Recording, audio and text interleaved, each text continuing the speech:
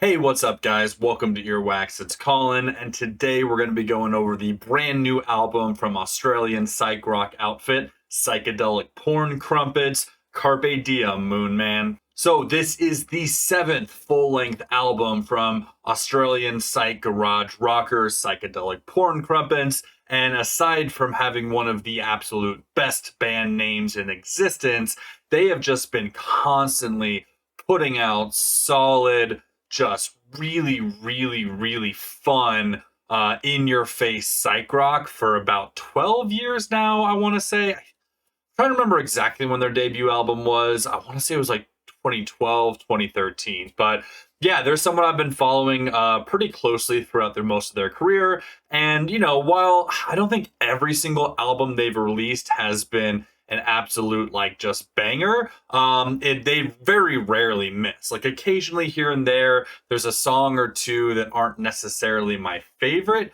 but I think consistently they've always had a solid discography. Now, that being said, I don't think they've dropped something as good as this album yet.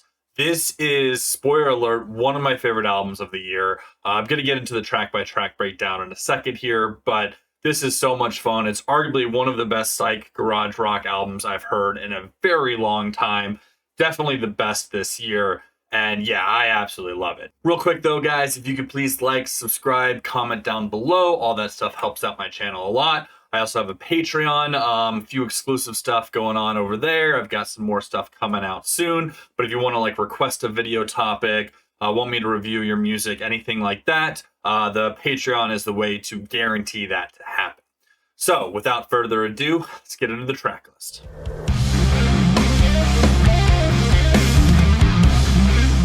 So the album starts off with another reincarnation. It's just this big, in-your-face, chaotic kind of garage rock track. There's like some really fuzzy, crunchy guitars mixed with some very heavily filtered vocals. The drums kind of go back and forth between more like kind of driven melodic and like some actual blast beats at some points, which is very off-putting, but it works super well. And yeah, just a really cool way to start off the album. After that is March On for Pax Ramona, and this is a cool song as well. So the vocals start off this weird sort of like spoken word bit, mixed over some more kind of just trippy guitar and instrumentals that do eventually kind of kick into more of a traditional garage rock sound. There's some math rock elements to the drumming in certain parts. The guitar work goes from like more melodic and driven to like some very talented virtuoso type stuff. And yeah, it's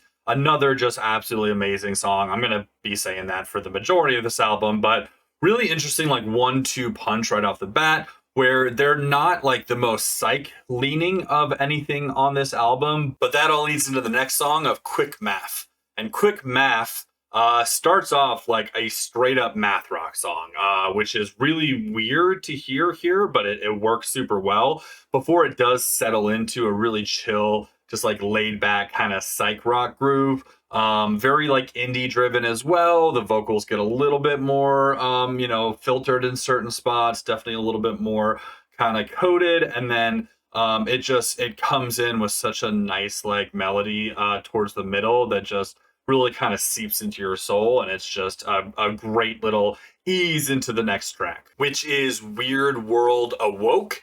And this one, again, starts off with more of the kind of like cake-esque spoken word stuff over some like wah-wah guitars and more like danceable rhythm section. And it's a little chaotic and over the place at first, but then again, it like settles into a groove really nicely. And it kind of highlights what they've done really well on this album, which is still having some of like the accessibility to make this an album that's easy to listen to, easy to jam to, but while also staying very true to like the psych and garage genre, which they've come to be known for. The vocals here are some of the cleanest we've got on the entire album, and the whole song just ends with this very like uplifting outro that like just feels very like pleasant and hopeful, going into the next song, which is As the Hummingbird Hovers. And this is, I think, hands down my favorite song. So this is the longest song on the album. It's also the first one that I feel like is just a straight up psych rock track. but it's very like chill and laid back as well. I think that they've proven time and time again how well they do like the high octane, high energy kind of garage psych. But this album is showcasing their more like chilled, laid back side super, super well. And I think this song does it better than any of them. There's like some heavy, dreamlike filtered vocals here. There's some like eerie background noises that you like have to pay attention to know if they're actually there or it's just in your head. The guitar work here is very like sweeping and spacey and very melodic, but also like very just kind of all over the place at certain points, but it works super well. The rhythm section is pointed and driven and probably some of the best we get on the entire album. And then the whole song kind of just crescendos into this mix of quiet chaos towards the end that is just an absolute blast to listen to. It is just super, super unique, and it just like cements why I love psych rock so much as a genre, because you can have so much fun with it, and it gives you an opportunity to present song structure and present songwriting in a way that like you don't normally hear on most like conventional rock, and I think they just do it so well here. After that is Scapegoat, which just kind of continues the vibes of Hummingbird, more just kind of like laid back groovy psych rock. This song in particular just reminds you that at their core they are a psych rock band. And yeah, just super jammy throughout. Absolutely love this track. After that is Incubator V2000. And this is another just absolutely killer track. So another straight up psych rock jam, but this one is a little bit higher energy. It feels like you're just being like bathed in a wall of technicolor. Your mind is just being overwhelmed by like fractals and internal images, and it's just I can, even though I don't know if there's a music video of this, I haven't watched it yet. If there is one, I can just like picture what it would look like in my head based off the sound. It's as good as any song in this genre. And this album is just, I think, a culmination of everything they've done up until this point. And it's the best material that they have delivered on a like whole album in their entire discography. Like by this point in the album, my first listen through, I was absolutely in love. By my third listen, I knew that this was going to be not just one of my favorite albums of the year, but one of my favorite albums of the past decade. The instrumentation here is not overly complicated. It's very like groovy, easy to listen to, but then it also like kind of subverts your expectations at certain points. And yeah, it just constantly like the minute you think you're safe and you know what it's doing, it kind of like slightly does something else, and it's just God, it works so well here. After that is Winter and Parachute, which is this fun sort of like acoustic folk psych jam. About a minute in, the drums come in and kind of start complementing the more acoustic laid back vibes. Really cool, just like easy listening experience to kind of ease you into the last few songs on the album. And the first of those two is Out the Universe Pours.